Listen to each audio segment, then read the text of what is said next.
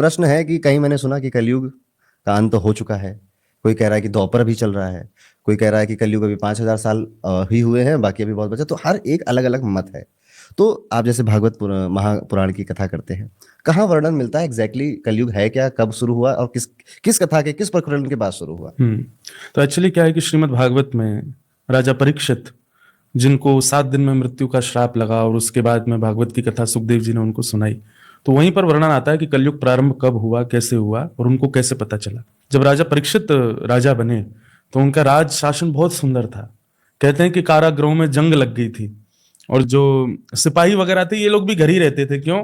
क्योंकि कोई काम ही नहीं, कोई कुछ गलत करता ही नहीं था। इतना अच्छा राज्य चल रहा था राजा परीक्षित का।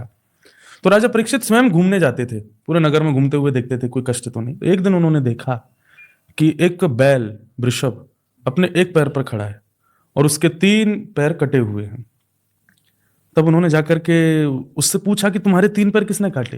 तभी उन्होंने देखा कि काला काला विकराल व्यक्ति, कुरूप, बिल्कुल उसको देख करके ऐसा लगे कि इसको देख ही नहीं पाएंगे, आंखें अपने आप बंद हो जाएं। इतना उसका रूप भी कुरूप था और फिर उसका स्वभाव भी मुख से ऐसे ही दिख रहा था कि ये इंसान भी हृदय से भी कुरूप है। वो तलवार लेकर के चौथा पैर काटने के लिए आया। तब राजा परीक्षित ने अपनी तलवार निकाली, बोले कौन हो तुम और ये क्या कर रहे हो? तो वो मुस्कुरा करके बोला, महाराज ये धर्म है, इसके 4 पैर हैं, 3 मैंने काट दिए, सत्य, दान, दया और पवित्रता। अब इसका चौथा पैर बचा है सत्य, उसको मैं काट रहा हूं, मेरा नाम है कलयुग।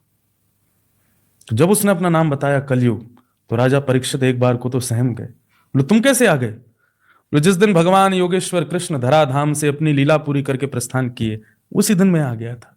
बस धीरे धीरे थोड़ा बड़ा होने का प्रयास कर रहा था। आज कुछ वर्ष निकल गए हैं, अब मेरा प्रभाव शुरू होने वाला है।